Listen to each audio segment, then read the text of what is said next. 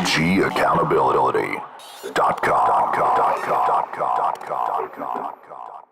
Good morning, everybody. This is David with OG Accountability. We're having our Thursday sit down, kind of switching it up a little bit today. Have Liz with us as normal, but now we have Mike Matrango with us. Next time, Joe will be here. He's actually on a family vacation. So, Joe, we miss you if you hear this. But thank you for being here, Mike. Thanks. Thank you for being here. Appreciate it. Can't wait. Well, we've kind of been talking about a whole slew of things this morning, and I think kind of the synopsis that we were all coming up with is knowing what you're getting involved with.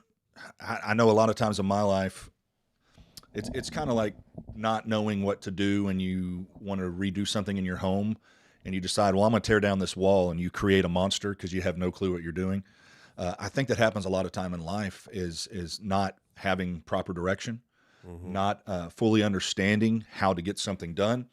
Mike, you'll get this, like when you still to this day, after 35 years of law enforcement, in the FBI, when my uncle talks to you, he is debriefing you constantly. Yeah. He's like, number one, and he'll walk down. I'm like, Mark, we're just going to the grocery store. But everything he does is methodical. He plans everything out. Everywhere he goes, he has what needs to be done. If that gets done, what can be done, like it's amazing what he does, but everything he does is on purpose. And I think a lot of times, I know I'm going to speak for myself in my life, I did a lot of things by accident. I looking back, I wish I would have been a little more purposeful and actually thought about the consequences, not just of my actions, but what the ripple effects are a month down the road, a year down the road, and a lot of times we don't look into that as human beings. We just kind of get tied up in the here and now. And Liz, you've gone through things in your life. You've overcome some obstacles. You've helped people. And when you look back and think, God, I just wish I would have planned a little better. How would you, if you could go back, and I know we've talked about this several times, and your 18-year-old self is sitting at the foot of your bed, what do you tell that person if they'd listen? What do you say to them to say, hey, look, let's avoid these areas? I think if I was really talking to that person who was just an absolute punk, I'm sort of the opinion that you're not even remotely an adult until you're at least 25. But if I were going back that far, I think I would tell myself to listen more to the people that really care about you. I think I have no regrets about any part of my life. I see purpose and destiny and design in it all. So there's no regrets. I'm totally at peace, but I really wish that she didn't have to struggle so much. Like, listen to the people that really care about you. Like some of these other influences that I think it's normal, like for kids to listen to, because you're a kid and it's normal to be rebellious. It's normal to kind of want to test the waters and push boundaries and do your own thing. But, your parents care about you. Your family cares about you. There's a couple teachers and just other, authority figures in your life that maybe just because they're an authority figure, you don't need to buck everybody. Like, sometimes people really do mean the best for you and you don't have to learn everything the hard way. Yeah. Maybe I do, but it would have been nice if I didn't have to learn everything the hard way. But I just wish I could have told her, it can be easier than this. You're making it hard. We do that. We do a very good job of making things hard. Yeah. Mike? Yeah, I mean, for me, I grew up in a divorced family, and a lot of people use that as an excuse to, justify their bad behavior. For me, if I was 18 again, I think I would look back and just say that, look, you had nothing to do with why, your parents divorced, or, you had nothing to do with the outcome of, where you are. Right. And I'm not saying that I had it bad. I had it great. Listen, I had three of the best parents that anybody could ask for. They provided for me. Now, did they always behave the way that adults should behave? Absolutely not. Sorry, Mom. And you know, all of them, you know, I think that even now looking back, they would admit that they probably could have behaved a little bit better, for the sake of us. I don't think that they understood at the time that the priority wasn't them. It was us. Not to say that we were not a priority. It's just there were things that we dealt with that, you know, the average kid who's going through a divorced family deals with, you know, parents arguing and fighting and whatnot. So looking back, I mean, I was a kid who internalized a lot of things. I never really felt confident that everything was going to be completely okay. I didn't have a whole lot of direction, even though I had great parents who provided. I just was kind of a little bit lost, you know. And looking back, I knew what I wanted to do. I knew that I had gifts and talents, but I wasn't sure how I myself was going to bring those things out in me. And so, my advice to young kids, I've got an 18-year-old daughter, I've got a 16, almost 17-year-old daughter, and then, I've got other kids that I consider our kids. One young man that I've just grown really fond of, that I've kind of taken under my wing, and he's got great parents. He's got a great family, but he has aspirations to do some of the things that I've done in my life, and so I've brought him under and tried to guide him and direct him. Another one of young ladies that is very important to us in our lives, same thing. We just try to encourage them. And I think, looking back, it's not that I wasn't encouraged. It's just I didn't believe that the big dreams that I had in my head were attainable because of the small town we grew up in. And I think that if kids and young adults understand that there truly is no limitation to what it is that you can do. I listened to Steve Harvey one time. Like I listened to, Eric Thomas and Les Brown, Jay Shetty, Steve Harvey. I love Steve Harvey. I do too. He said one time, and it was really profound, that if you can imagine it in your mind and see it with your eyes in your mind, you can hold it in your hand. And I just thought that was so profound. It's like I always had dreams of doing the things that I have done now. And it wasn't until I got a little bit older, where my wife really is responsible for for being the one who motivated me to understand that I did have talents and I did have gifts, and I wasn't this kid from a small town that was just going to go work in the refinery like everyone else, and that I could do the things that I wanted to do. So I really attribute that, my motivation, to her, of encouraging me to leave and expand and explore these things. But it wasn't until I was really a junior in college that I thought, you know what, man? I asked the question, why not me? Yeah. Why not me? And then once I gained that confidence, it was all over. I mean, it was over, dude. I mean, there is not anything that has ever been put in front of me that I wanted that I have not absolutely conquered. And so that was a long way around that question. But what I'm getting at is you have to have the mindset of being a complete savage, right? If you want something, no one can stop you from doing it but you. People say, well, I don't have socioeconomics that you did, or I'm a minority, or listen, we can make excuses all day long. Yeah. But that's exactly what they are. They're Play excuses. the hand you're dealt. Like, Yeah. I really don't like that, because listen, I really am the same as you. I grew up being provided for, but not really, like I really was the same way as a kid. And I don't know, I developed the same kind of thing somewhere. I left college and just decided that I was going to go crush something else, and I was going to Yeah. figure out, and I did. Well, that was me, man. It's like, listen, everybody looks at me and I'm a very misunderstood person, and I'm well aware of that. I don't think people really understand the true giving nature of who I am and how passionate I am about things. My misunderstanding from most people is that my passion comes across as anger. And it's not anger. I'm passionate about it. You should be passionate about everything that you do, and your passion should show in your words and in your body language, right?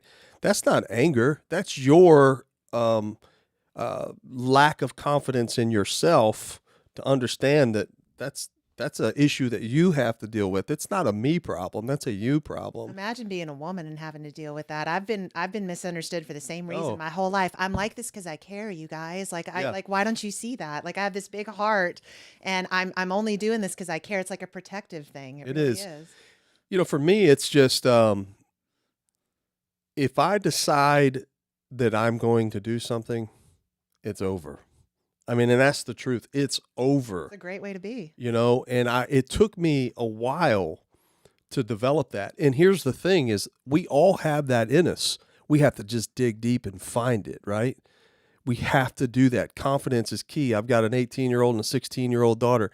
I've been teaching them to be complete ladies, but also savages when they need to be, and my daughters can handle themselves. They can argue with the best.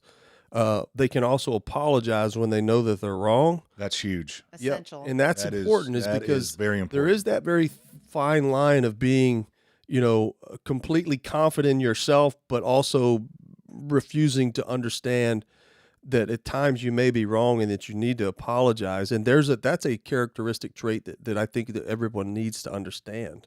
Well, Right. our highest path is an authentic path, and it's not possible to walk an authentic path if you're not. No one is perfect. It's not possible to grow and get better if you don't admit that you're wrong about Right. something. It's just not possible. Well, and it's not most people naturally don't want to admit that they're wrong because it kind of shows that they're weak and that's not Not true. Learning It's to not- take criticism effectively yes. is something you have to work on. Yes. It's not natural. Yeah. Well, the perception is that you're weak. That's not it at all. A person who can acknowledge that they were wrong and admit that they were wrong, that is the most sincere form of strength, in my Makes you better. opinion. And so, for me, I mean, like I said, everything that I've done in my life has come hard. And it's made me who I am today. And that's why a lot of people either love me or hate me, because I just know who I am and I don't apologize for it. And a lot of people, some of the people that have an issue with me, it's not that what I'm saying is wrong. It's that I've hurt their feelings or they feel intimidated by me. Well, a lot of them I've realized they don't like they're avoiding the truth for whatever reason because it's painful or because they're scared or whatever. And for people that are not scared of the truth and just kind of lay it out without apology, that's like they get taken aback by that. Yeah. They don't want to confront things. Yeah, and that's I'm a lot of things, man, but a liar and a thief is not them. I'm not either one of those. My father taught me a long time ago that men should be strong, but they should also be humble, and that's the true definition of a balanced man. That's kind of a reoccurring theme that we've having here. Be masculine, but also know how to show emotion when needed. Yeah, I remember back in college I did read a book. If y'all can believe that, I actually read. You a read book. in college? Yeah, I read a book. It was not The Purpose-Driven Life. I did read that one, but it's called Wild at Heart. That's a great book. Yeah. I've read that book. Yeah, great book. I would recommend that young women and young men read that. And it talks about, I truly believe that as humans, we have a duty to be balanced. That, we have a duty to know that there's a higher power. We didn't just happen, right? And we can get into theory and all that stuff later, but I don't even really care about theory. I just know what I believe, and I don't try to impose it on anybody else. But there's a higher power, right? And then we have, a responsibility to be a protector, of ourselves and our families and our loved ones. and the people that we're responsible for. If you're a politician, it's the people who have elected you and your constituents. If you're a family man, it's your family. If you are a police officer, it's the community. But then we also have that other side of us that needs to understand humility. It's that complete balance of being a human. And so for me, I've made tons of mistakes in my life, but I've also... Yeah, I haven't. You haven't? David can't. Yeah. Well, I think that where people see failures as a definition of who they are. See, I don't. I see a failure as an opportunity to grow stronger, to grow wiser, and to capitalize on that by using that moment as a teaching moment to someone else, because not getting biblical or anything, but I live by this. She's an atheist. Are you? No. Oh, okay. Not getting biblical, but and that's okay, But I live by the scripture of, as iron sharpens iron, one man or woman sharpens another. That's what we're called to do on this earth, is to sharpen each other, to hold each other accountable with humility, not in an attacking manner. And so people can't understand the difference between criticism and constructive criticism. And so, with Wild at Heart, when I read that, the premise of the book is that we're made by God, and that God didn't intend for us to be meek, weak men. He wanted us, or women, he wanted us to know that, you have an understanding that there's something created you, that he wants you to be one with the earth, that he wants you to be a good husband, a good father, that you have a divine right to defend yourself if you're being attacked. And that doesn't make you a bad person, right? But there's this perception among Christians that, I'm a Christian, I've got to turn the other cheek.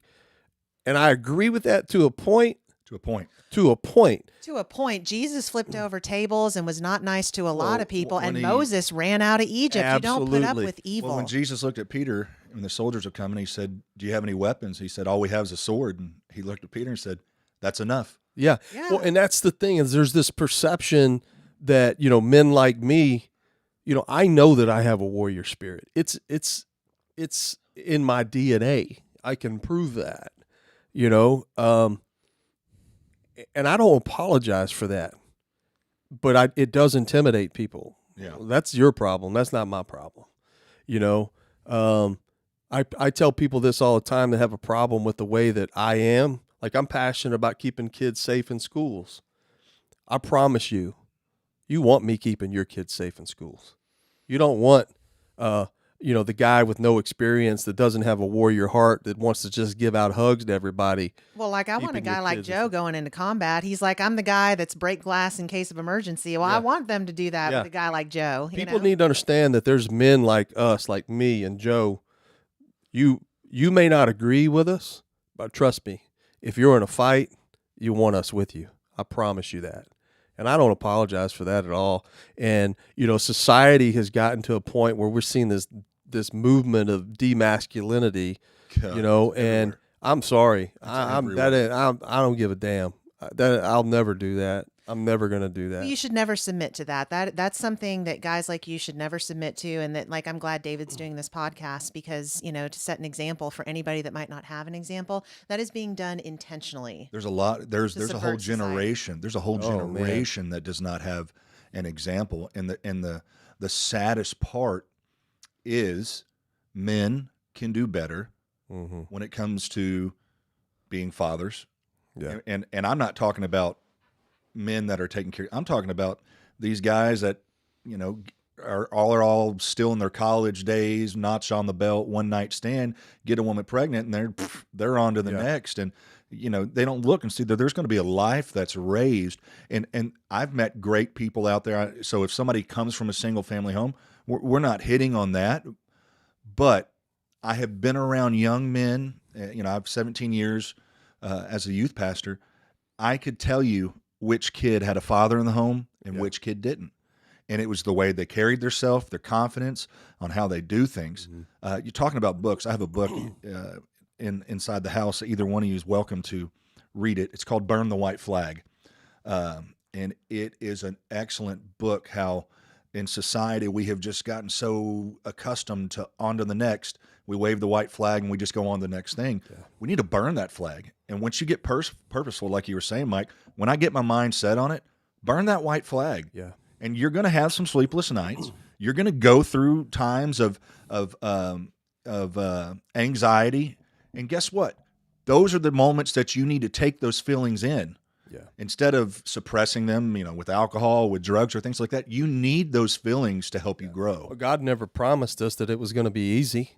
We grow from adversity. With me, let's talk about my time spent with the Secret Service. Let's talk about just my time with Special Operations. By no means am I comparing myself to a Navy SEAL or any of that. I would never disrespect those guys. That's true Tier 1 guys. Now, am I proud of what I have accomplished? Absolutely. I mean, 1979, the counter assault team was developed by Secret Service and Delta Force. In 2011, I was number 476 from 1979. I think we've got just a little over 600 now. And so it's a very small group of people that have, I'm not saying we're any better than anyone else. It's just maybe we just perform athletically better. We shoot better. We have a more tactical there's elite fighter spirit, right? But, within our team, it's about a 50% failure rate, at least back in the day. And so, we talk about adversity. We talk about growing. We talk about purpose. We talk about wanting more for yourself and encouraging young adults that, just because something doesn't work out the first time doesn't mean you wave the white flag, right? If you want it, you're going to do everything you can until your last breath to get it. And that's the mindset that I currently have and I had then. When I first went through the first school, I was having some struggles, admittedly had some struggles. Shit's hard, man. Good. And yeah, it was hard. It should be. And I had my wife. She wasn't real, sure that the move was going to be good for the family. Her mother had come down and been diagnosed with cancer.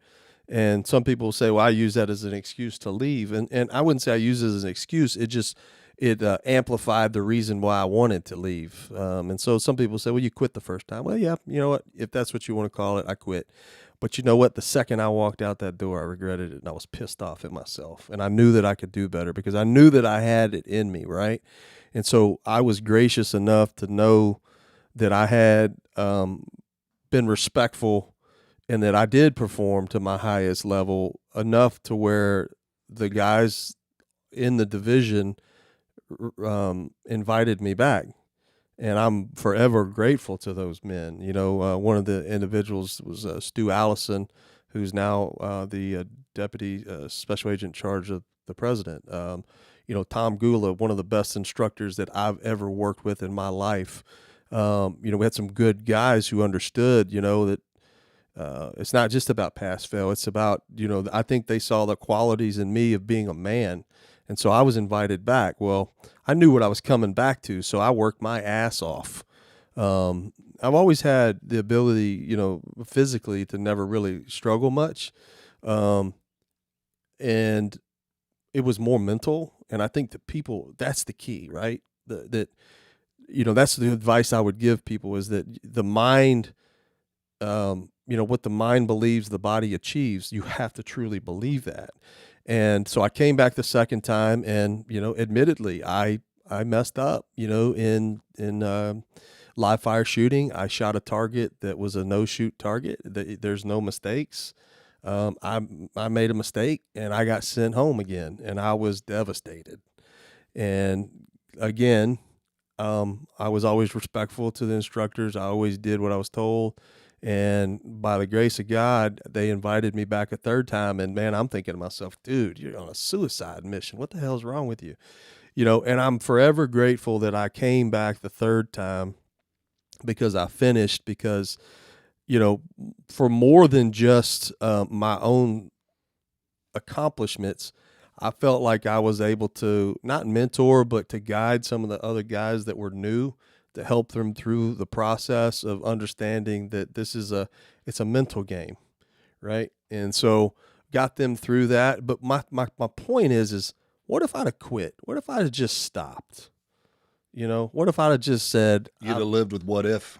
lived with what if and Forever. regret? I don't think that I would have, you know, been so successful or where I'm at today, where I own my own company. I've got 23 consultants in 10 states.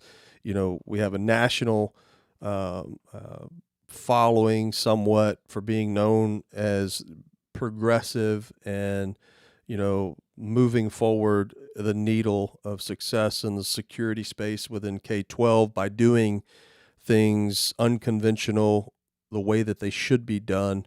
And so what if I would have quit, man? Well, you had purpose, That's right. and you did have it on purpose, and you That's did it right. on purpose.